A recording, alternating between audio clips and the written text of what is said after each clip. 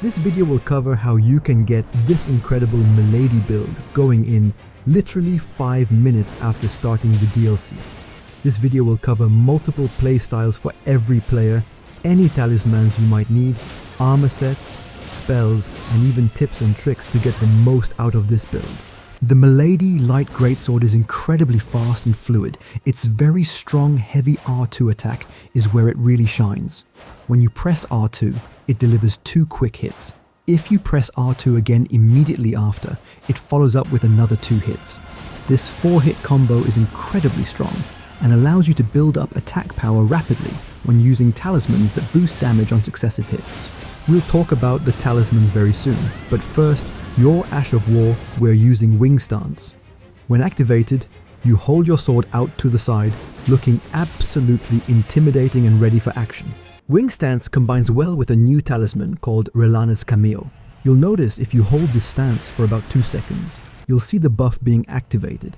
That is a 15% damage increase being activated right there. And if used in combination with the Shard of Alexander, it adds up to a total of 32% damage increase. Now, while you're in this stance, you have 2 options. Your light attack will unleash a quick 3-hit flurry, perfect for building up bleed quickly and dealing rapid damage. You can combine this with the Rotten-winged Insignia or Milicent's Prosthesis to increase your attack power by a percentage for every successive hit you deal. If you use Milicent's Prosthesis, it will also give you an additional 5 levels of dexterity, which can help with the weapon's damage as it scales on dex, which makes it the better option of the 2. The heavy attack, on the other hand, performs a huge jumping slam attack. This move not only looks incredibly sick, but it also has hyper armor, making it great for trading hits with enemies. This heavy attack can also break enemy poise quite often. What's really cool about Wing Stance is how seamlessly you can chain these attacks into the weapon's regular moveset, which means you can keep up attack combos dealing devastating damage, while also looking chill and calm AF. And if you ever find yourself running out of stamina while spamming these combos, another talisman I'd recommend would be the 2-headed turtle talisman. But now you have a decision to make. The Milady scales really well on dex, but it has no native status effect buildups, which means you can choose which you want to go with. If you like to deal the maximum physical damage possible, then go with the Keen Affinity. This way, you deal over 300 damage with 80 dex. And you're also able to use spells like Bloodflame Blade and greases like Blood Grease to deal high damage and bleed buildups at the same time. You could also go for a Blood Infusion build, in which case you're going to deal lower damage, but you're now able to proc bleed, which if you have enough points into Arcane might be a considerable amount. Especially if you're using Wing Stance, the quick succession of attacks means you'll be able to proc bleed really fast. This is true for the Frost build we'll talk about too. And since with this fast moveset you'll be proccing bleed often, you can use Lord of Blood's Exaltation will increase your attack power every time blood loss is triggered. In fact, this talisman will stack with the White Mask, which also increases your attack power by 10% for 20 seconds if something around you suffers from blood loss. You can also go with Frost Affinity. Frost is an often overlooked, but it's incredibly strong. When Frost procs, it not only deals a chunk of damage, but also reduces the enemy's stamina recovery and damage absorption by 20% for 30 seconds. This debuff is especially useful against bosses in the DLC, who seem to have infinite stamina sometimes. The beauty of Frost is that it doesn't rely on any specific stat scaling, making it a flexible choice for various builds. In the case of our Milady Light Greatsword, we can focus on dexterity for damage, while still benefiting from the Frost effect. However, if you prefer using Bloodflame Blade, remember you cannot use it with Frost or Bleed affinities. Now moving on to spells, we're keeping it basic and simple and using Flame Grant Me Strength for that 20% buff on physical damage. Optionally, you could also use Golden Vow if you have it for another 15% physical damage boost. This also stacks with Flame Grant Me Strength. This spell combo is particularly useful in the Shadow of the Erdtree DLC, where enemies hit hard and you need to hit harder. The beauty of these buffs is that they stack multiplicatively with all your other damage sources, which can lead to some impressive damage numbers. Moving on to the armor sets for this build.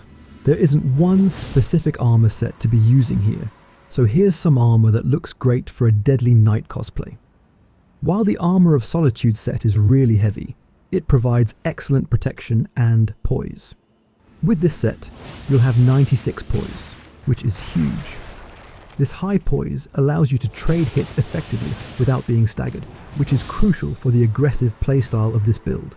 And if you can't support such a high equip load, the Black Knight set is a great balance of a good-looking knight set, which will still have a medium load.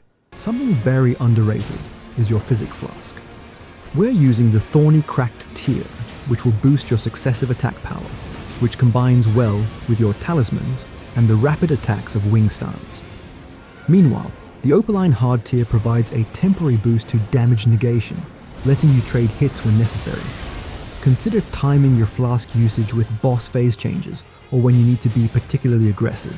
For attributes at level 150, I have 50 on Vigor in order to have enough health to eat some hits. You're going to be trading hits quite often with this build, so you need to make sure you have enough HP to tank and trade hits. My mind is at 20. It's not that important since Winged Stance only costs 8 to 10 FP every time you use it, which is not a lot. You could even go lower with Mind if you have quite a lot of FP flasks, but in the few hours I've used this build, I've never run into FP issues, most times never even consuming a flask. I have my endurance at 30. You could have this go as high as 40 to make sure you have enough stamina for your attack combos and equip loads. Strength-wise, we just need to meet the minimum requirements for the weapon, so you don't really need anything more than 12. Now we come to a point where you need to decide whether you're going for the bleed version of this build, or whether you're sticking with the keen version. Let me explain. You need to have at least 80 in dexterity. You could obviously go higher, but this is a pretty good cap, especially if you're also using Milicent's Prosthesis like I am, which will give you an additional 5 levels into dex. Now while you'll get better damage output by having dex so high, if you're going down the bleed route, you might want to have at least 30 to 40 levels into Arcane, since Arcane will increase your blood loss buildup. We don't need any intelligence or faith for this build, but like I said before, if you want to have some spells equipped, you'll probably want to take faith up to around 20 or 25 in order to use Golden Vow, Flame Grant, Knee Strength, and any other spells that fall in that range. To get the Milady, start at the castle front site of Grace. From there, head into Castle Ennis. You don't need to go in too far, just a little bit, and on your left, you'll see a tower. Enter the tower and climb the ladder inside. At the top, you'll find a chest containing the Milady. The best part? You don't need to fight any enemies to get it. In fact, you can run past every single enemy if you want to. This means you can get this weapon as easily as 10 minutes into the DLC. Now if you want to try out another incredible DLC weapon, watch this video next for a Backhand Blade build guide. It's another weapon that does insane amounts of bleed damage, and it might fit your playstyle better. I'll see you there.